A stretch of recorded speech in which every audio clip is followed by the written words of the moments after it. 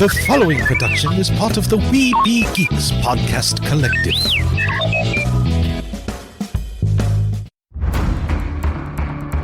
From days long ago, from uncharted regions of the universe, comes a legend. The dream that came through a million years, that lived on through all the tears. It came here, the Fandom Nexus. Fabulous secret powers were revealed to our host as he plugged in his microphone. I have a podcast! Here he is, your Spider-Pan, Jeremy.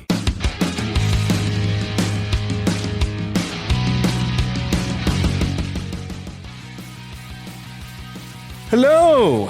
So we'll go ahead and get started on this, and I might end up standing because I'm going to feel weird sitting up here by myself, but I feel weird most of the time anyway. Yes, and we will show this off. I don't know that it's possible really to get a copy of this book anymore, but here's Dan Viets. He was one of the co-authors on this here book. He's president of Thank You Walt Disney, which you can find at thankyouwaltdisney.org. Most of you probably already know about the Walt Disney Laugh-O-Gram studio here in town. If you don't, you're about to learn. If you have, it's probably because you've been to my panels before. Actually, I don't know if I can see her. There was a young lady I was speaking to yesterday that we were admiring. Somebody had done these rubber duck drawings out there on the floor. And we were talking some Disney, and she says, yeah, I really like going to the panels. They have this guy that brings in people from Marceline all the time. I says, yeah, unfortunately, I couldn't we miscommunicated or something, and I don't have anybody from Marceline, but I said, you got to come meet Dan Viets. Because this is the first time I've got to do a panel with Dan. So he's a fount of information. My goodness, talking to him on the phone, and I got educated on even the rocket, the TWA rocket. I have learned so much stuff. He's a font of information. So we're going to talk about the effect that Kansas City had on Walt and a lot of what they're working on right now to build up the studio into the amazing thing it's going to be. But he's got an awesome documentary that they've made, and we get to get a look at it first. Maybe not. Uh-oh. We're hopeful that it's going to be this great documentary. Technical issues. But yeah, I was going to read this, but he says it's not quite current. But you sent a long list of all of your credentials. You might have to go through them.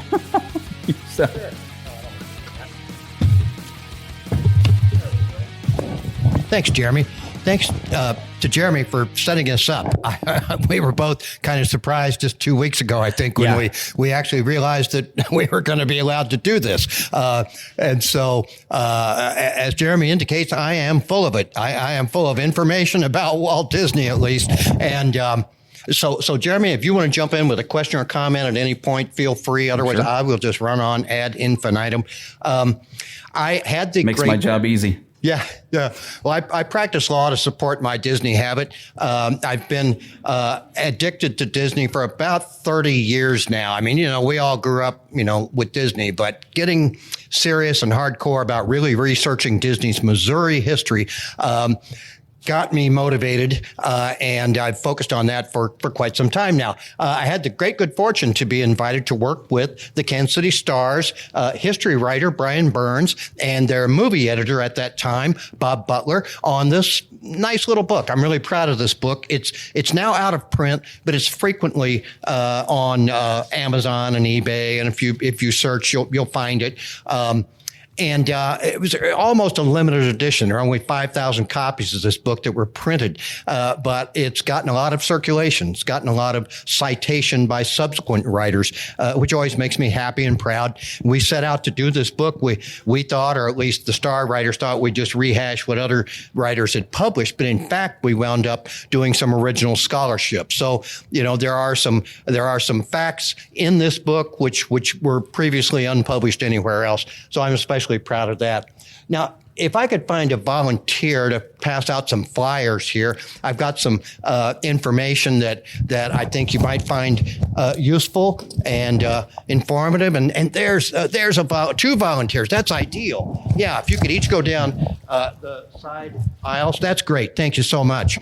I am president of the group called Thank You Walt Disney Incorporated, and we formed about 25 years ago, not-for-profit, 501c3. Donations are tax deductible.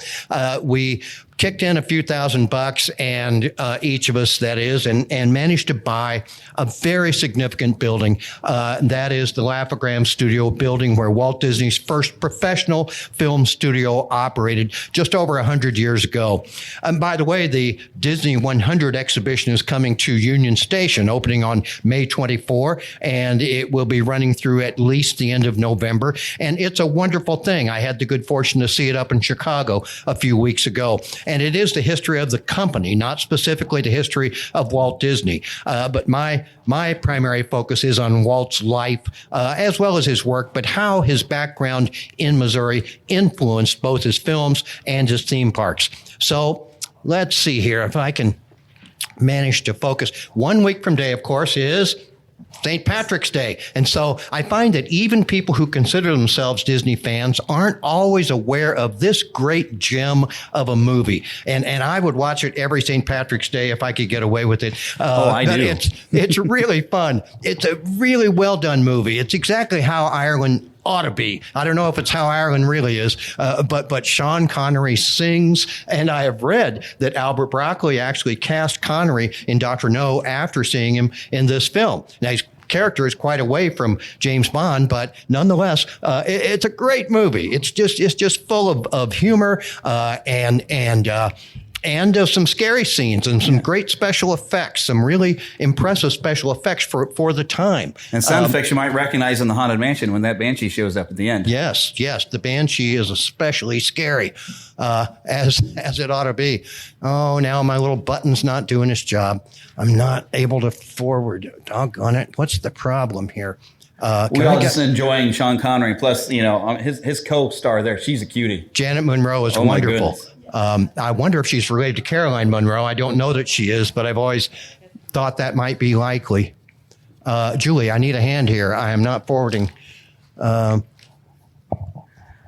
because it's an apple. I want to thank my lovely assistant here, Professor Julie Plax. Thank you. And tonight, of course, tonight is the biggest night of the year in Hollywood, the Academy Awards tonight. And this is Walt Disney at a typical night at the Academy Awards. This is not unusual. He would go home with an armful of Academy Awards. Now, for most people in the movie business, winning one Academy Award is the pinnacle of their career. It's the greatest thing they could ever hope for. Disney won over 30 Academy Awards. No one else in the movie industry has ever approached that record, and it's highly unlikely anyone ever will. Now, there we go. And this is young Walt, the first image taken of him. He was born December 5th, 1901 at 2449 Tripp Avenue in Chicago. That house still stands. It was built by his father, designed by his mother, and it's been in recent years purchased by folks like us here in KC, folks who are preserving and restoring it and eventually hope to open it to the public. This is that house. This is that house as it appeared when Walt lived there. Walt was born there. Roy was born there 8 years earlier. Their parents, Flora and Elias, had moved to Chicago so that Elias could work on the Chicago World's Fair way back in, I guess, 1893. And he was quite a carpenter. He was quite a good builder. They moved, however, in the summer or early spring of 1906, when Walt was 4 years old, they moved to the small north central Missouri town of Marceline. Marceline is a wonderful place. I spend time there every chance I get. Mm-hmm. This is the old train station at Marceline. The new one that's there now was built began to be built while the Disneys lived in Marceline. I often think that might be Walt right there in front of the cowcatcher, and I hope that engine is stationary if it is. But at any rate, this is a great image. And Walt was a great fan of trains throughout his entire life. That began in Marceline. His uncle, Mike Martin, was an engineer, and Walt lived on a small farm right on the edge of town. He would often jump into the cab with his uncle and ride into town with him in the cab of the steam train. And this is the main street of Marceline, which many of you may know is the inspiration, if not the model, for Main Street USA. And not only Main Street USA in Disneyland, but Main Street USA in Disney World, and Paris Disneyland, and Tokyo Disneyland, and all of the other Disneylands around the globe all echo this main street. And today it looks very much like it does here. The buildings in the foreground on both the left and the right still stand, largely unaltered. Marceline is a great little town, but Walt only spent 5 years in Marceline. He spent more than 10 years living right here in Kansas City. And that's what a lot of people don't realize. They don't understand that Kansas City really was probably a bigger influence ultimately on Walt even than Marceline. And this is the train station where the Disney family arrived here in the summer of 1911 when Walt was 9 years old. This was a beautiful old Victorian Italianti, I'm told, train station in the West Bottoms. And of course, the bottoms flood. So that's why Union Station, the one we know today, was built while the Disneys lived here in Kansas City, opened in 1914. And that old station was demolished at some point. But Walt would have also spent time at today's Union Station. This is a streetcar, of course, and this is the streetcar. I was really thrilled when I found this postcard because if you can read above the front there, 31st Street. That's the street the Disneys lived very near to. The house on Bellefontaine is just a half a block or less from 31st Street, and it's 31st Street where the Laugh-O-Gram Studio stands today, the building that housed the Laugh-O-Gram Studio. So this is not just like the trolleys. This is the trolley that went by the Disney home. Their first home in Kansas City was on 31st Street. And I mean, it was really close to being literally on 31st Street. And Walt's mom said that the trolleys were so close to their front room, she had to keep the curtains pulled or people would just be able to peer right into their house. So they moved to the Bellefontaine home. You may be familiar with 3028 Bellefontaine. Shortly after that, this home right here, which still stands. It's been modified a little bit, but not substantially. It's a very important historic landmark, as is the garage. You can just barely see to the left there. Each of these buildings are separately listed on the National Register of Historic Places, quite appropriately. And this is young Walt, of course, obviously playing tennis or something like that anyway. And Walt and his younger sister, Ruth. There were 5 siblings in the Disney family. The 2 older brothers, Raymond and Harold, who didn't seem to be that close to the younger siblings. But Roy and Walt were always very close. And their younger sister, just 2 years younger than Walt, Ruth, likewise was very close to both Walt and Roy. And that was their mother, Flora, of course. Now, this is Walt in his Abraham Lincoln outfit. Walt's on the right. And in February, most likely of 1915, he took it on himself to memorize the Gettysburg Address and went to school in this outfit his mom helped him put together and recited the address for his class, unbidden, just on his own initiative, which impressed his teacher, who took him to the principal, James Cottingham, who took him around to all the classes at Benton Elementary School, which still stands on Benton Boulevard. It's not labeled Benton School any longer. It was D.A. Holmes School for many years, and now it's condominiums, I believe. But the building is still there, still stands. His pal there on the left is Walt Pfeiffer, a neighbor on Bellefontaine, and the two of them would go out to vaudeville shows and take part in Charlie Chaplin lookalike contests and similar shenanigans.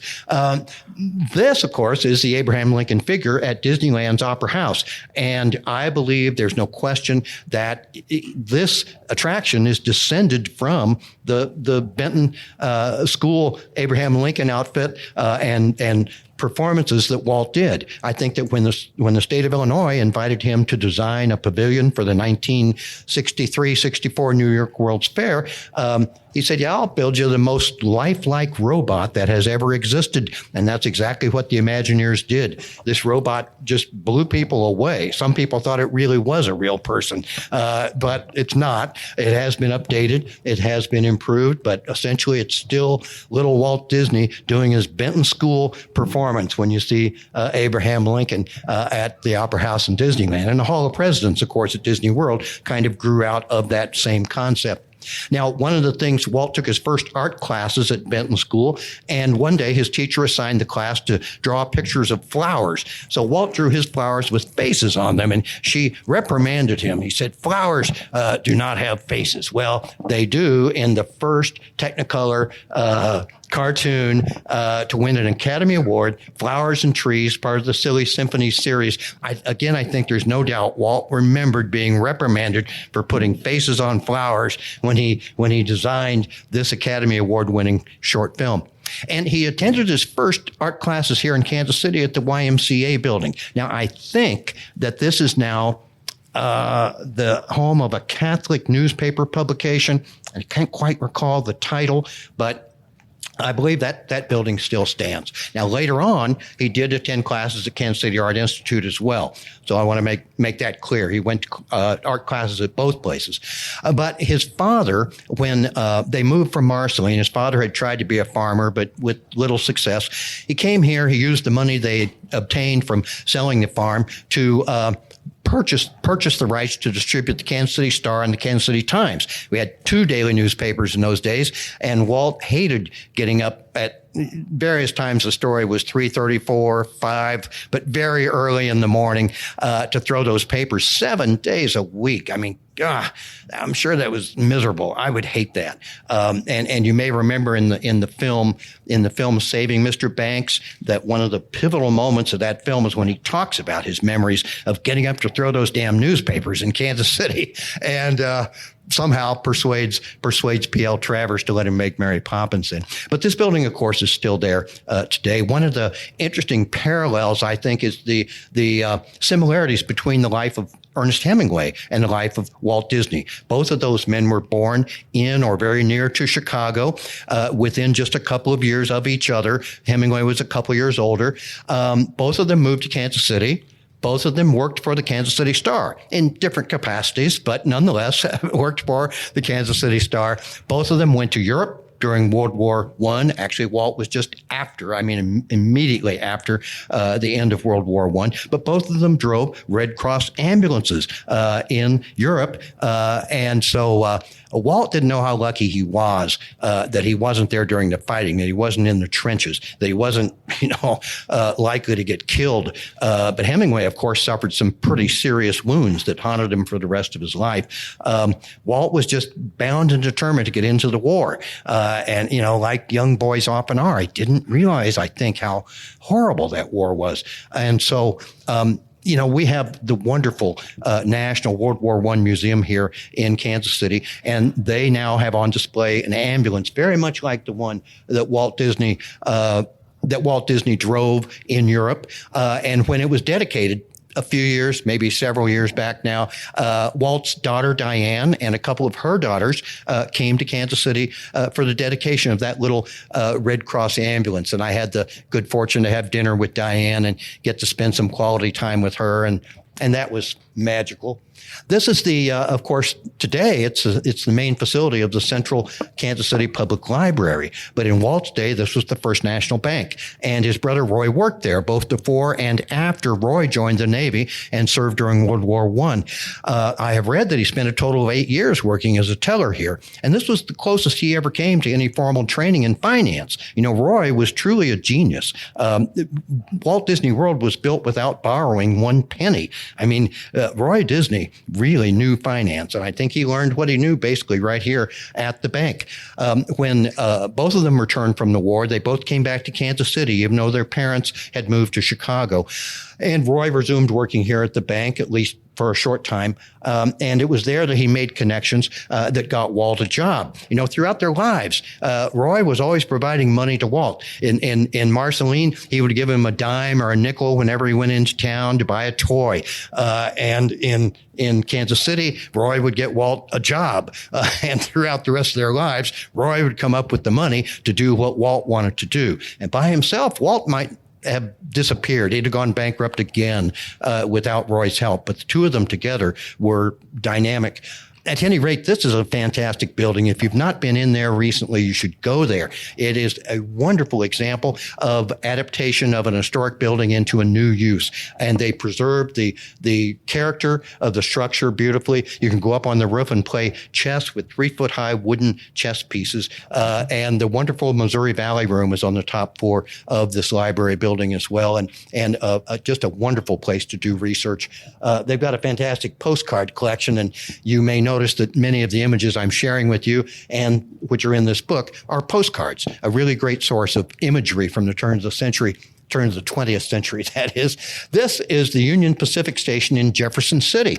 And Walt got a job working on the trains out of Union Station. Not only the Santa Fe, you'll read some accounts will name a specific railroad, but he didn't work for a specific railroad, worked for the Van Noy News Agency. And he was what was known as a news butcher, which means he would sell soda, snacks, newspapers, and such on the trains. And so the very first day that he had that job, which he loved, he got to wear an outfit essentially just like the conductor's outfit. And the first day that he worked in that job, he came to to Jefferson City's Union Pacific Station, which again still stands there today. But one of the great influences, I think, and I see other people quoting from our book about this, and I try in my book to make it clear, I can't prove absolutely that Electric Park had a big influence on Walt Disney's design of Disneyland, but I believe it's so. Electric Park was a fantastic place near 46th and Paseo. It was called Kansas City's Coney Island, and that was really no exaggeration. It was a big, beautiful, well cared for, landscaped place. And Walt went there without question as many times as he could. Electric Park was just a fantastic amusement park, and you can see many elements which it had in common with Disneyland, and not only being clean and well landscaped, but also a train ran around a major portion of the park. And some of there was a log flume ride. I know Walt wasn't around when Splash Mountain was created, but nonetheless, there are a lot of similarities between Electric Park and Disneyland. This is another shot of the band shell. That arched building in the background was kind of a semi-enclosed band area, and John Philip Sousa's band played there for the entire summer of 1915. So this was a big deal. That circular structure in the center, that was where young women clad in gauzy pseudo-Greek outfits would rise with the fountain spraying water all around and colored lights on them, and that was a big attraction at Electric Park as well. The nighttime was when the park really shone, of course, because the 100,000 electric lights, and this is when most people didn't have electricity in their homes. It really was a fantastic thing to see at night. This was the scenic railway. What they mean is roller coaster. That was the term for roller coasters at that time. And here's young Walt in his Red Cross outfit. He had to fudge, forge is such a harsh term. He had to fudge his age by 1 year in order to even get into the Red Cross. But his parents reluctantly went along with that, and he did, in fact, serve in the Red Cross for about 9 months. And that was after spending 9 months, by the way, back up in Chicago. So, but even accounting for those 18 months, of the time that Walt was in Kansas City, even subtracting those, he still spent more than a decade living right here in Kansas City.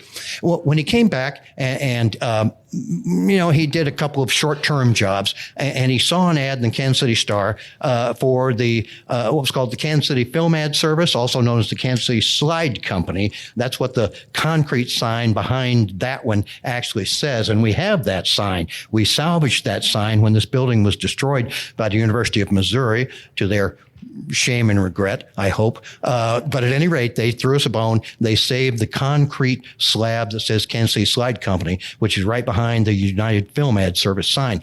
And that's Walt on the right pillar there. And he's right next to the boss, Arthur Byrne Cogger, whose grandson, by the way, works with our project here in Kansas City now to save the Laffergram building. But you can see they had quite a crew. It was a big operation. And what they created in the earlier days when Walt first came there were 4x4-inch hand-etched and hand-tinted color slides that were used in what were called magic lanterns, and images were shown on the screens at vaudeville houses and in film theaters between acts and between features. And so Mr. Cogger had a thriving business, several states throughout the Midwest. He was one of the largest providers of these slides, but he also knew that animation, that moving pictures were certainly the future. And so he had begun to have his staff produce what you might call primitive stop motion animated advertisements. But Walt and his friend Ub Iwerks, who he had met working at an earlier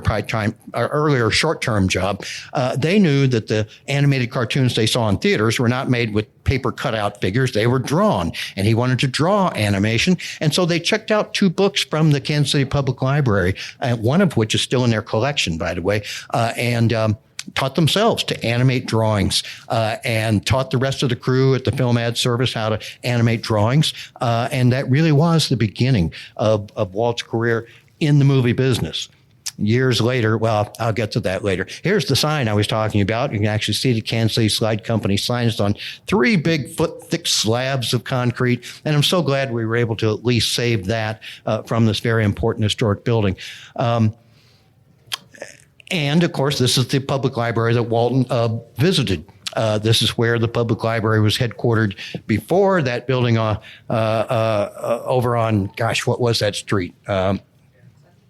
The 60s architecture building, anyway, between this one and the First National Bank building. But this is a great building, and this has also been repurposed. It's been adapted. It's now the headquarters for the Ozark Life Insurance Company. 10th and Cherry Streets, just to the east of the federal courthouse. You'll see this building. And if you look around I think it's the parapet, I'm not sure that's the right term, but just below the gutters there, you see the names of great English literature authors. And the sign that says Kansas City Public Library is still right there. They've done a great job of preserving that building and adapting it. Now, here's the building, the book I just described to you by Edward Muybridge, Animals in Motion. And what better book to learn how to animate mice and dogs and ducks, than Animals in Motion. And the smaller book here is E.G. Lutz's book about the mechanics of animation. So he learned how animals move. Muybridge was the first person to do serious studies of animal and human motion. There's a companion volume, The Human Figure in Motion. It's kind of scandalous, but the Animals in Motion, both of them show high-speed images of exactly how animals and people move as they run, as they trot, as they walk, in various modes of motion. So it was very valuable. This copy is signed by Edward Muybridge, and I remember going there one day, and there's a letter at the Kansas City Public Library, Missouri Valley Room from Walt Disney. The library director wrote him and said, "Hey, did you ever happen to visit the library while you lived in Kansas City?" He said, "Oh, yeah. I never had any money because of the late fees on my books from the Kansas City Public Library." And he said, "I checked out 2 books there that I used to learn to animate drawings." And so that's not the original copy of the Lutz book, but it is absolutely the original copy of the Muybridge book, which luckily has been rebound. It's not the original binding, but that's the original copy because it's stamped clearly, received by the Kansas City Public Library, September 17, 1907. So several years before Walt checked it out. Is that where the stretch and pull technique would have been, or would that be more of a realistic style animation? This was realistic. I mean, the animals were actually photographed here. I think he exaggerated, and his artists, exaggerated those motions. Yeah, there you go. What is that date? Can you read that? September 17, maybe 1917. But at any rate, You know how to book flights and hotels. All you're missing is a tool to plan the travel experiences you'll have once you arrive. That's why you need Viator. Book guided tours, excursions, and more in one place. There are over 300,000 travel experiences to choose from, so you can find something for everyone. And Viator offers free cancellation and 24/7 customer support for worry-free travel. Download the Viator app now and use code Viator10 for 10% off your first booking in the app. Find travel experiences for you. Do more with Viator. What's the easiest choice you can make? Window instead of middle seat? Picking a vendor who sends a great gift basket? Outsourcing business tasks you hate? What about selling with Shopify? Whether you're selling a little or a lot, Shopify helps you do your thing, however you cha-ching. Shopify is the global commerce platform that helps you sell at every stage of your business. From the launch your online shop stage to the first real-life store stage, all the way to the did we just hit 1 million orders stage. Shopify's there to help you grow. Whether you're selling scented soap or offering outdoor outfits, Shopify helps you sell. Wherever and whatever you're selling, Shopify's got you covered. Sign up for a $1 per month trial period at shopify.com/try. Go to shopify.com/try now to grow your business, no matter what stage you're in. Shopify.com/try. Yes, and yeah, even better, because that's closer to, but still well before the time when Walt checked that book out. When you saw it in the photo a moment ago, that's at the Gene Autry Museum at Griffith Park in Los Angeles, and I was fortunate to be able to help put them together, the library and the Gene Autry Museum, so that those books from the Kansas City Public Library were exhibited. And I'll tell you, this is a peak experience. But because I had done that, I got to go to the opening reception for the exhibit, which was Walt Disney and the West. And they had to stretch to make some connections. But I got to go to the opening reception the night before the exhibit opened. And at the table right next to us is Michael Eisner, Roy E. Disney, their wives. Just an amazing group of Disney executives. It was a wonderful night. This is a rare image. This, of course, is a real photo postcard, and they're generally rarer, much rarer than the other ones. By E.H. Iwerks. This is probably Ub Iwerks in the center. His father was a photographer before he ran away and abandoned his family. But I was just so thrilled when I found this Iwerks postcard. As you know, as I assume many of you know, Ub Iwerks was a genius at photography. He was probably the single greatest animator of the 20s and 30s, and won Oscars later in his life, in particular for Mary Poppins in 1964 for his innovations in camera technology. So you can see where that came from. Now here you see the Kansas City Slide Company on a bad day. Silver nitrate film is extremely flammable. It would just spontaneously combust, and that's what all movies were made on in the old days, was silver nitrate film. Mr. Cogger was smart enough to build vaults into his building so that these silver nitrate films would be isolated from each other, and so that a fire in one chamber would not burn down the entire building. And indeed, the building survived. You can see a lot of people watching that fire. Fire was big entertainment in those days, and probably still today for that matter, but it did survive. Now, this is Walt on the left, second from the left, with the pipe in his mouth. Walt Disney working in that same building, working for Mr. Cogger. And these are the slides they made there. I've accumulated a few dozen of these now. And they're neat images because they're large enough you can actually see the image without blowing it up or projecting it. But they project beautifully. And they, as I say, they were hand etched. They were color tinted by hand, and they were really pretty cool. Again, here's the sign that we have. Here's Mr. Cogger, not looking that jolly here, but everybody who worked for this guy loved him. It was just amazing how this guy could inspire such loyalty among his employees. Well, Walt, after he'd worked for Mr. Cogger for a couple of years, figured it was time to go out on his own. And he found space in this building, which was a brand new building at that time. We're talking about May of 1921.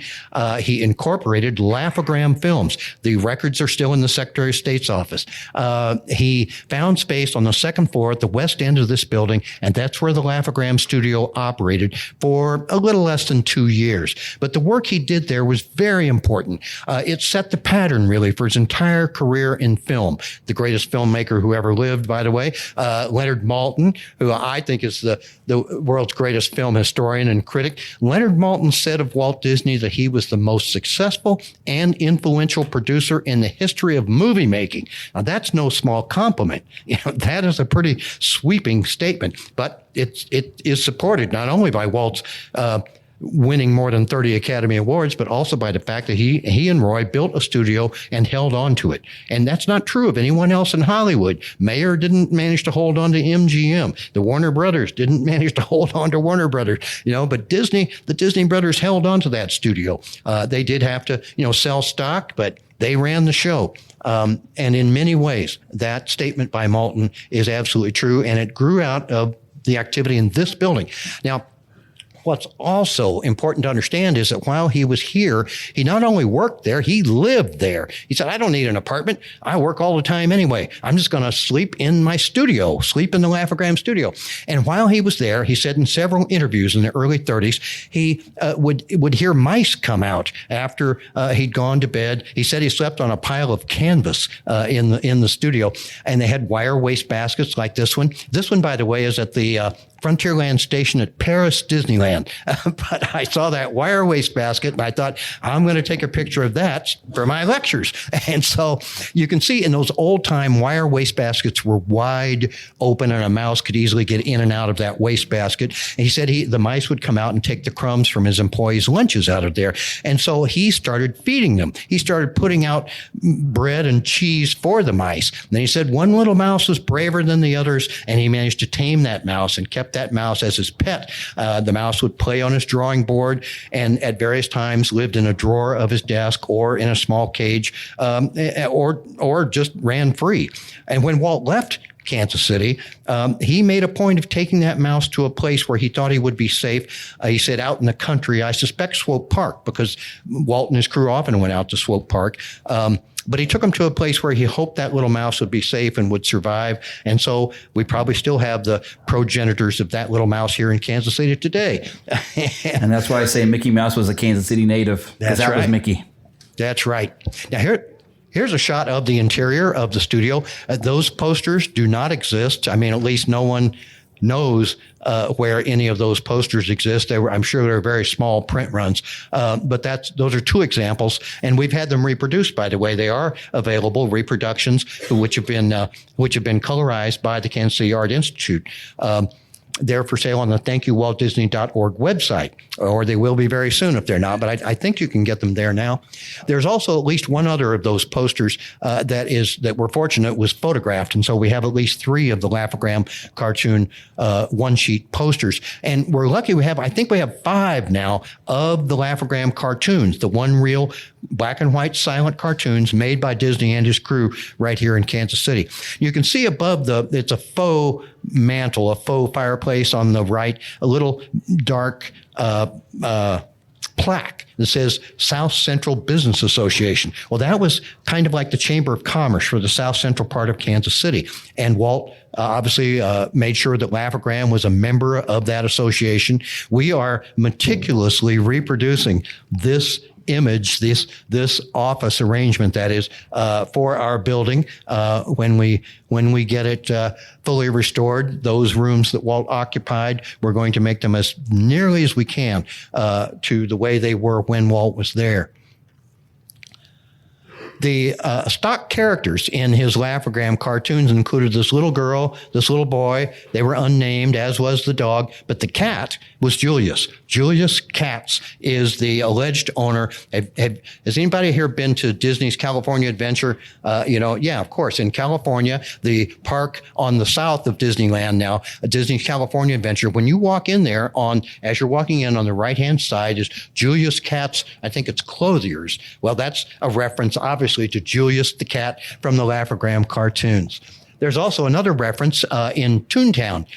In Toontown, there's a Laugh-O-Gram Films window, a reel of fun, which is a byline that Disney used. This is the condition of our building when I first began to explore it. Perhaps some would call it trespassing, but at any rate,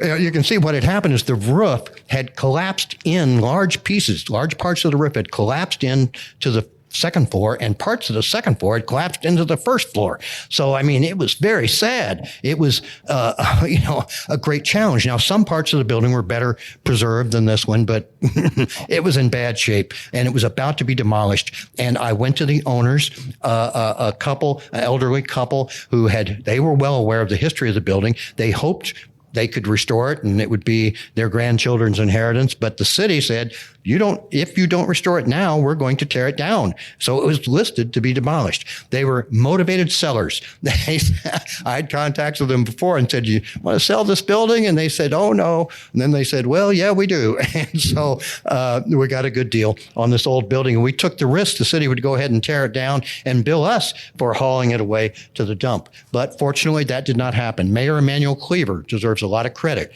for seeing that did not happen. And he also deserves all the credit for getting us $2 million last year to help bring this restoration into reality. So Emanuel Cleaver is a great man, and I want to make sure I acknowledge that. I also want to acknowledge Scott Biederstadt. Scott, are you in the room? It just crossed my mind. I promised Scott I would urge you all to visit his booth, which I think is 642. In one message, he said 624, but I think he meant 642. Scott has been a great supporter of Thank You, Walt Disney, by donating his artwork, his time, and his considerable talent. Check out his booth on Artist Alley, Scott Biederstadt. Well, one reason the city wanted to tear this down is because that portion of the wall that's missing, the front wall of our building, was bowing outward, and they were concerned that it was going to fall on pedestrians. And so we had to, and this was 20 years ago at least, pour 3-ton cubes of concrete onto the sidewalk. I didn't do this, of course, but we paid people to pour 3-ton cubes of concrete on the sidewalk and run flying buttresses up to the walls to keep them from collapsing while we disassembled and then reassembled with the same bricks this portion of the wall that's missing in this photograph. So it took a lot of work to bring that building back from the edge and save at least the shell of that building. We put a new roof on it. We're probably going to have to put another new roof on it soon. Some people believe that Joan Crawford was a model for Disney. They both were here in Kansas City at the same time. There's no doubt of that. I'm not certain that's true, but I am certain that Joan, known then as Billy Casson, spent at least one semester at Stevens College in Columbia after growing up largely here in Kansas City. And Joan has gotten a bad rap.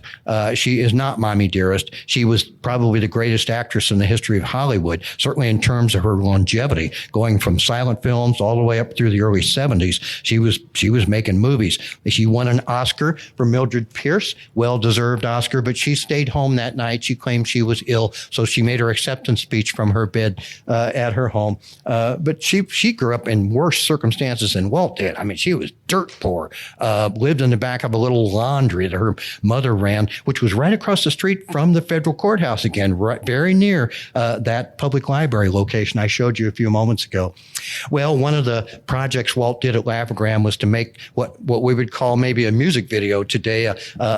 He made a film that was designed to have the music for this song played behind it. This was published by the local music publisher here in town, a large publishing house. Here's Walt in a rumble seat of a rented car and the Laugh-O-Gram Films camera right there behind him on the tripod. They would go around town and shoot pictures of people and then say, come see yourself on the screen at the Isis Theater tonight, and entice people to patronize the Isis, which no longer stands, but was just a half a block from the Laugh-O-Gram building for many, many years. We have a camera, by the way, that's called a universal camera, and was used in Hollywood films for many years, mainly for location shooting. And we acquired one from right here in Kansas City. Probably not that one, but one almost identical. Well, Walt's last project at Laugh-O-Gram, his last project here in Kansas City, was to make a film that he hoped would save his struggling little studio. So this is him in his own film portraying himself, essentially, a struggling young artist trying to come up with an idea to save his studio. And the idea he came up with was to have this little girl who he met at the Cogger Slide Company. Her mom was a stage mom. Virginia seemed to think that she did all these things on her own when she was 4 years old. old, but you know better than that. She was a great lady, though, and a good friend of mine. I was very lucky to get to know Virginia Davis in her late 80s and 90s, and she was sharp as a tack and always very funny. So she starred in these films that Walt made in Hollywood. The first films he made in Hollywood were based on the pilot episode he made here in Kansas City. And the major distributor of animated films in the world was a woman named Margaret Winkler in New Jersey. All the movie industry, of course, was moving from New York and New Jersey to the West Coast, but no one had begun to make animated films on the West Coast until Walt went out there with his one reel of film in his suitcase, that Virginia Davis, Alice's Wonderland, it was called. And he got a contract with Mrs. Winkler. These were kind of loosely based on the Little Rascals, the Our Gang comedies. But the trick was that she would either go to sleep or get conked on the head or inhale laughing gas. Something would happen to make her go into cartoon land, where she would, still as a live action character, interact with a cartoon environment and cartoon characters. She also was, she flew across the convention hall. That was on Alice Barney Plaza. This is a big, wonderful building here where national political conventions and other big gatherings were held. And Virginia, as a little girl, flew across the top of that, dressed as a bird of paradise on New Year's Eve one night. Here's Virginia. Leonard Maltin really deserves credit for bringing her back to public attention. He was surprised himself to learn that she was still around. And because she had worked with Disney at such a young age, she was able to still be with us until really just the last decade.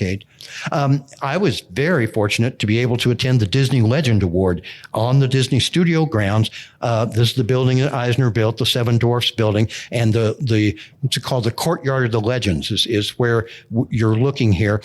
And this, I can tell you, this was on October 1990, and October 16, 1998, the 75th anniversary of the founding of the Walt Disney Company.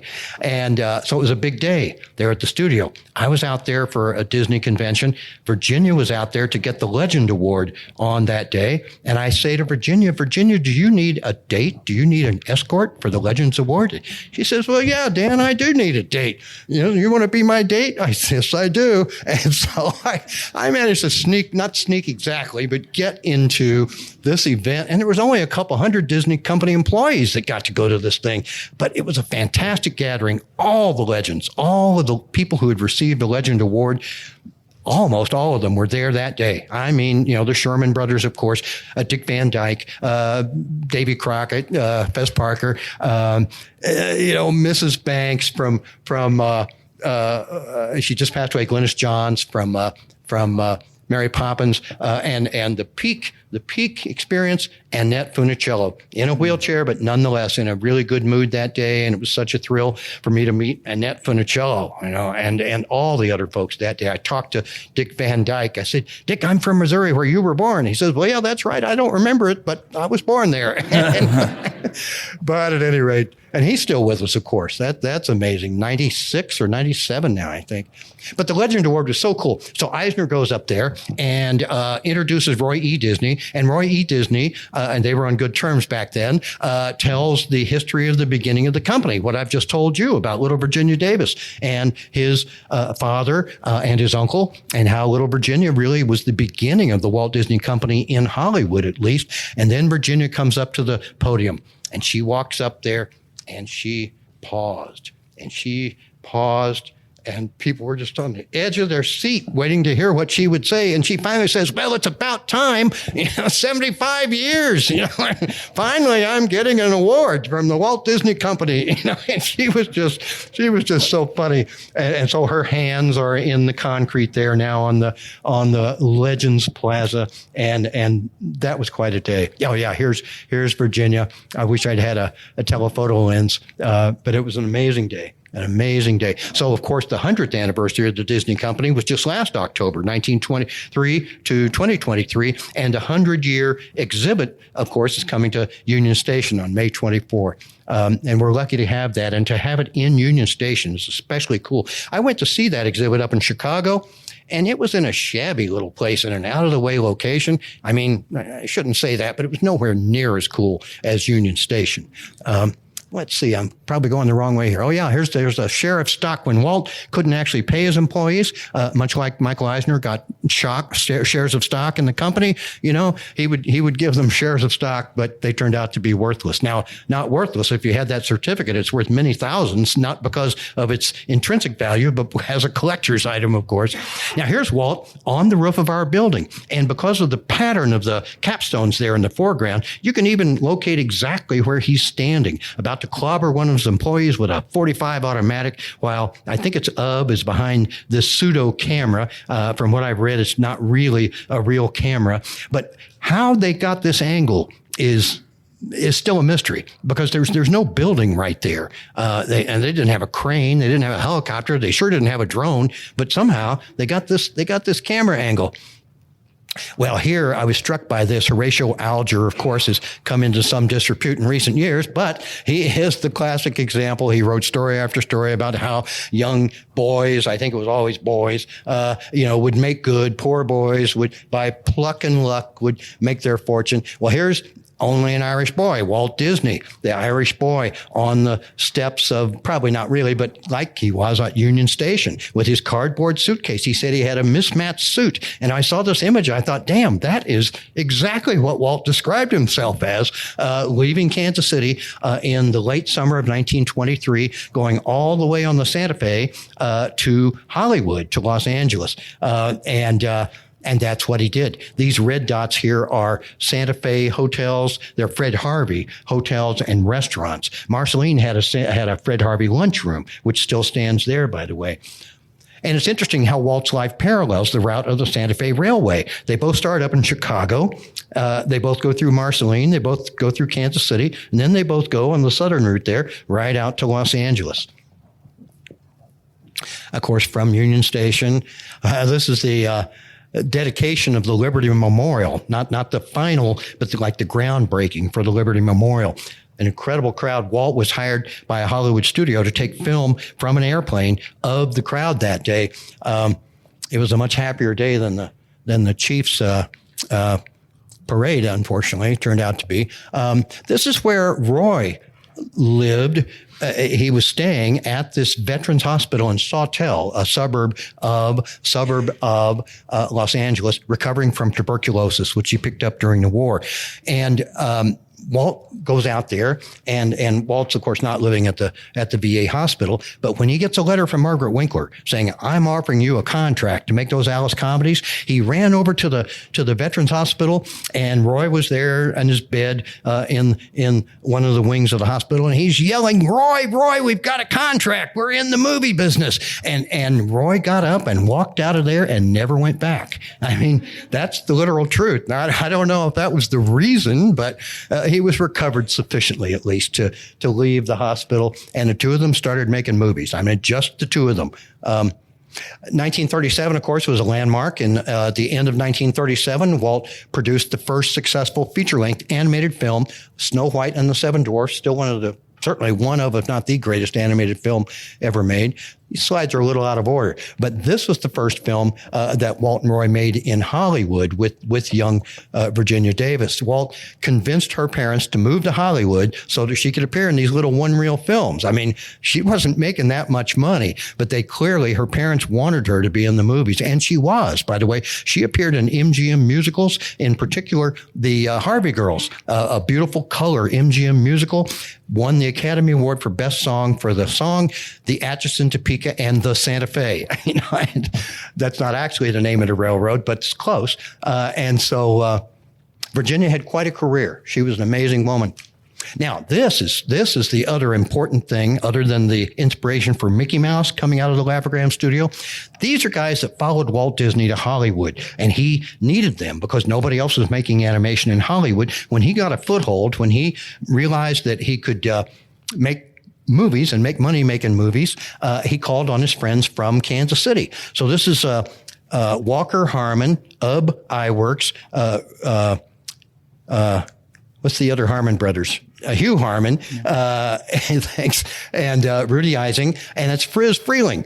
Friz Freeling from Warner Brothers primarily, but he was a Kansas Citian who came out to join Walt Disney, and of course Roy, Walt's brother. And it's not Virginia. That's there were 2 or 3 other little girls who played Virginia, who played, I should say, Alice in the later films. But gosh, I'm out of time, so I'm going to skip through a few things here. Hallmark is Hallmark and Disney, the longest standing licensing agreement in the movie industry. When Walt came to Kansas City and he had to throw those newspapers, he had to throw them no matter what the weather was like. It could be storming, it could be a blizzard, and he still had to throw those papers. He said that he went out in blizzards and walked through snowdrifts taller than he was. Well, here is an image of little Walt Disney walking through those snowdrifts taller than he was. And here's a little memento at the Missouri Valley Room that Walt signed off on a little memorial of his visit back to Benton School in 1944, I believe it was.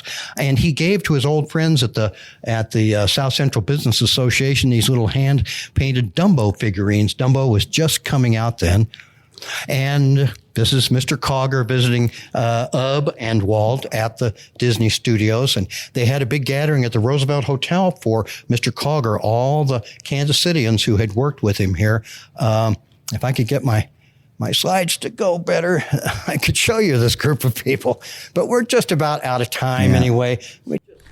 And I want to make sure we get everybody to visit the website, thankyouwaltdisney.org. You can become a donor to help restore the building and build it into a bit of an animation museum, kind of a partial studio. You want to be able to educate people, I think, at one point. Also, of course, you can find me at neverlandpodcast.com, although I've renamed the podcast to the Fandom Nexus. So if you go looking for the show, it'll be the Fandom Nexus. But you can find all the links at neverlandpodcast.com. Of course, we have YouTube and everything else. And I'll be glad to talk to anybody right now. Thank you all very much. And even on Instagram at the Spider Pan, most people know me as the Spider Pan. Oh, I didn't get a chance to selfie with everybody. Well, we can pose up here.